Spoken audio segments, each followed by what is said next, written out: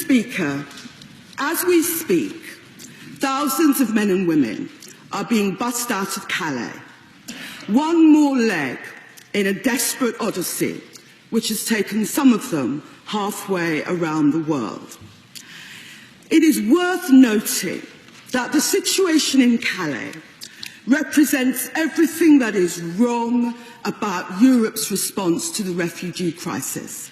There was not enough cooperation. The French claimed that because the migrants said they wanted to go to the UK, they were somehow not their responsibility, whereas we refused for far too long to go into the camp and identify those who might have a legal right to come to the UK. The men, women and children in the Calais camp were treated by the French in the UK like pawns. But these are real people fleeing war and economic devastation who were living in appalling conditions. And in the absence of any proactive action by either British or the French, those people were at the mercy of people smugglers and criminal gangs who were in and out of the camp, as I discovered when I visited the camp in January. It was left to charities, church groups and individual volunteers to go across and provide basic support and services in the Calais camp. So I'd like to take this opportunity to pay tribute to all of those selfless volunteers. I'd like to thank the UK staff now working in the camp in difficult and dangerous conditions, and I'd like to congratulate the local authorities who are providing temporary and permanent support. I accept that the Home Office has accelerated the processing of child refugees in recent weeks, but the Home Office has known for months that the camp was to close. More should have been done to persuade the French either to process all the children themselves or allow us in. The truth is, we should have made it clear to the French that the camp should not have been demolished until we had processed all the children.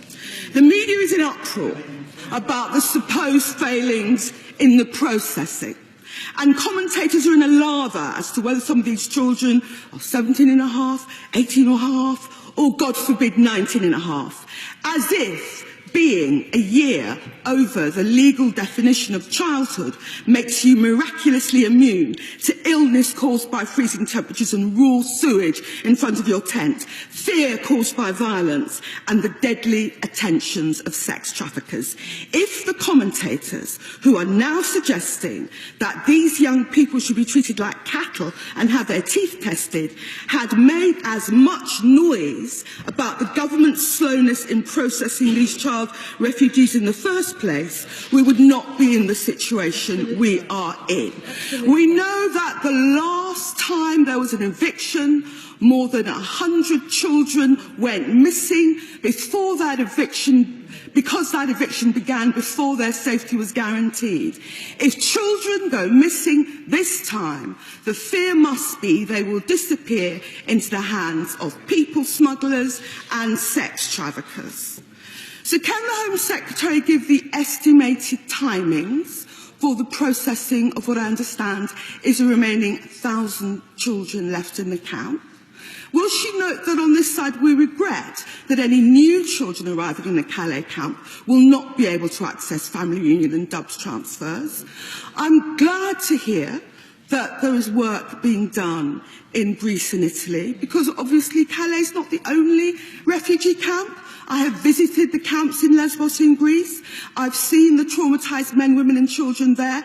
They had already risked their lives crossing the Mediterranean. These children will have seen others, perhaps family members or friends, perish at sea. These children should not feel they have no option but to make their way across France and attempt the dangerous journey to the UK. So will the Home Secretary say more about her plans to create similarly expedited family reunion and DUBS transfers in countries such as Greece and Italy? And how long does the Home Secretary estimate that the DUBS and the Dublin children will be held in the temporary accommodation centres in the UK before either being reunited with their families or placed into the transfer scheme?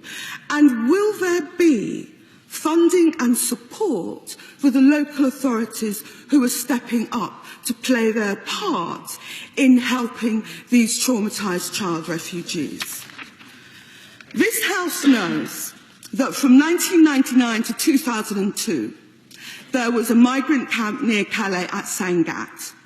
There were over 2,000 men, women and children living in appalling conditions. That camp was closed with great fanfare 14 years ago.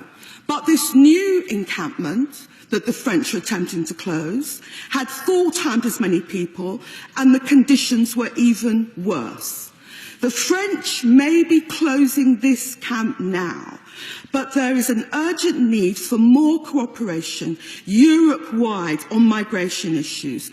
And unless, as the Home Secretary noted, we deal with the underlying issues of poverty, civil war and ill-conceived foreign interventions, this will not be the last time this House has to debate encampments of desperate people in appalling conditions in Calais. I am glad we are moving to help the child refugees. I think more could have been done earlier, despite the Home Secretary's attempts to hide behind the French. But let us remember